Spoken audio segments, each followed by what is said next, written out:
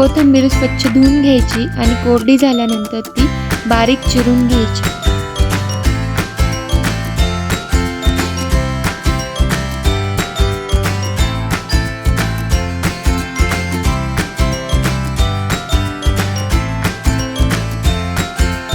लाल तिखट, जिरेपूड, हळद, गरम मसाला, मीठ, खाण्याचा सोडा, ओवा, पांढरे तीळ, जिरे, भिजवलेली चण्याची डाळ।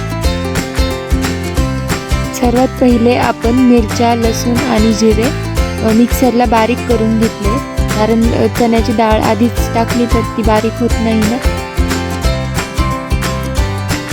मिरच्या, लसूण बारीक केल्यानंतर त्यात भिजवलेली चण्याची डाळ घातली आणि तेही बारीक करून घेतलं। त्यानंतर कोथिंबीरीमध्ये सर्व करून एक एक मसाले टाकून घेतले, जसे की हळद, धनेपूड, जिरेपूड आणि गरम मसाला।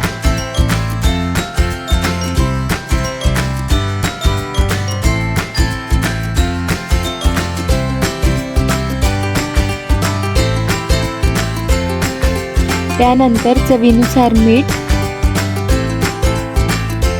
आपण जे वाटण मिक्सरमध्ये बारीक केले होते ते सुद्धा कोथिंबीरीमध्ये टाकून घेतले। त्यानंतर थोडंसं तेल। आता सर्व काही व्यवस्थित एकत्र करून घ्यायचं।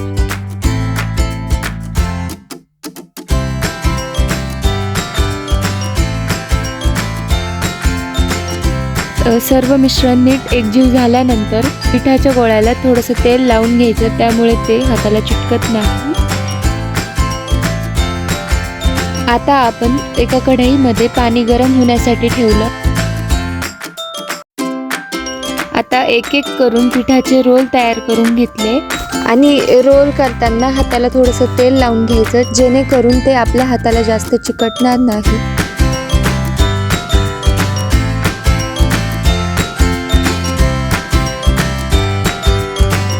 रोल केल्यानंतर त्यावरून थोडेसे तीळ लावून घ्यायचे।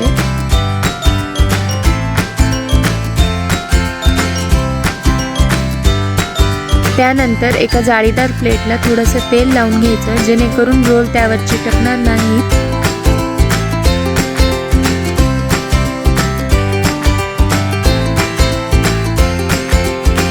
पाण्याला उकळी आल्यानंतर ती प्लेट आपल्याला कढईमध्ये ठेवून घ्यायची आहे आणि त्यावर झाकण ठेवून साधारणतः 15 ते 20 मिनिटांसाठी वाफवून घ्यायच्या आहेत। त्या 15 ते 20 मिनिटांनंतर आपल्या वड्या चांगल्या वाफल्या आहेत, त्या काढून घ्यायच्या आणि थोडा वेळ थंड होऊन द्यायच्या।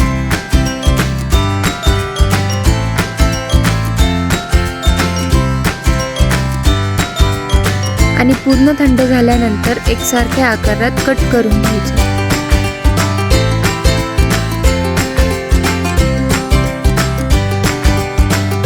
आता गॅसवरती तेल गरम होण्यासाठी ठेवलंय। आता तेल गरम झाल्यानंतर त्यात एक एक करून सर्व वड्या मध्यम आचेवर तळून घ्यायच्या।